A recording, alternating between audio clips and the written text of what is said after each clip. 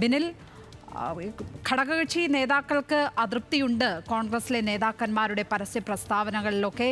അപ്പോൾ അത് കൃത്യമായി അവർ ഹൈക്കമാൻഡിന് മുന്നിലേക്ക് ഉന്നയിക്കുകയാണോ? ഇപ്പോൾ RSP അവരുടെ അതൃപ്തി അറിയിച്ചു കഴിഞ്ഞിരിക്കുകയാണ്. മുസ്ലിം ലീഗ് എന്തായിരിക്കും പറയുക? എന്തൊക്കെയാണ് വിവരങ്ങൾ? ലക്ഷ്മി, പ്രധാനമായും കോൺഗ്രസിലെ അനൈക്യം തന്നെയാണ് ഈ ഘടകകക്ഷികൾ ചൂണ്ടിക്കാട്ടിയത്. ഈ കൂടിക്കാഴ്ച പ്രധാനമായും ചൂണ്ടിക്കാട്ടിയത് അത് തന്നെയാണ്. ഇന്ന് രാവിലെ ഇപ്പോൾ RSPയുമായുള്ള കൂടിക്കാഴ്ച ഇപ്പോൾ അവസാനിച്ചിരിക്കുന്നു. പ്രധാനമായും RSP പറയുന്നത് കോൺഗ്രസിൽ ശക്തിപ്പെട്ടിട്ടുണ്ട്, പക്ഷേ അത് താഴെത്തട്ടിലുള്ള അണികൾക്കും പ്രവർത്തകർക്കും മനസ്സിലായിട്ടില്ല. മാത്രമല്ല, ആ ഐക്യം പൊതുസമൂഹത്തിന് ബോധ്യപ്പെടുന്ന രീതിയിലേക്ക് കാര്യങ്ങൾ മുന്നോട്ട് പോകണം. മാത്രമല്ല, കഴിഞ്ഞ കാലങ്ങളിൽ കോൺഗ്രസിൽ പടലപ്പിണക്കങ്ങളുണ്ടായിരുന്നു. അതോടൊപ്പം തന്നെ തരൂരിൻ്റെ ലേഖനം വന്നു. ഇതൊക്കെ വലിയ രീതിയിൽ UDFന്റെ മുന്നോട്ട് പോക്കിനെ ബാധിച്ചിട്ടുണ്ട്. പ്രത്യേകിച്ച് തദ്ദേശ തെരഞ്ഞെടുപ്പ് അടുത്തിരിക്കുകയാണ്, നിയമസഭാ തെരഞ്ഞെടുപ്പ് പടിവാതിൽക്ക് നിൽക്കുകയാണ്. ഈ ഘട്ടത്തിൽ കോൺഗ്രസിൽ ഐക്യമില്ലാത്തത് ദോഷം ചെയ്യും. വലിയ തിരിച്ചടി കോൺഗ്രസിനല്ല, പ്രത്യേകിച്ച് UDFന് നേരിടേണ്ടി വരുമെന്ന കാര്യമാണ് ഈ പ്രധാനമായും ഘടകകക്ഷികൾ ചൂണ്ടിക്കാട്ടിയത്. മറ്റൊന്ന്, ഇപ്പോൾ ഇവിടേക്ക് മുസ്ലിം ലീഗ് എത്തിയിട്ടുണ്ട്.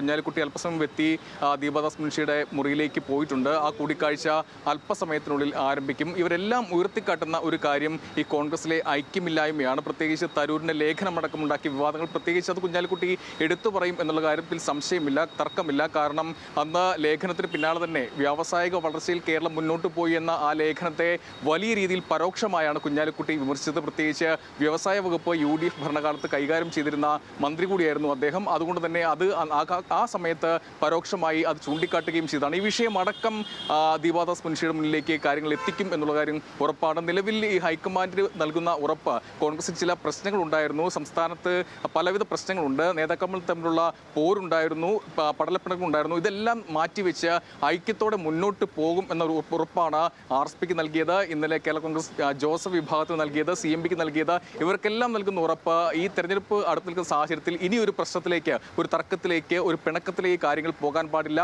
ഐക്യമുണ്ടാകണം. ആ ഒരു നിർദ്ദേശം സംസ്ഥാനത്തെ കോൺഗ്രസ് നേതാക്കൾ നൽകുമെന്ന് തന്നെയാണ് ദീപദാസ് മുൻഷി ഘടകകക്ഷികളോട് ഉറപ്പ് പറഞ്ഞിരിക്കുന്നത്. ലക്ഷ്മി, ബിനിൽ ലീല സാബുവാണ് ഇപ്പോൾ തിരുവനന്തപുരത്ത് നിന്നും വിവരങ്ങൾ പങ്കുവച്ചത്.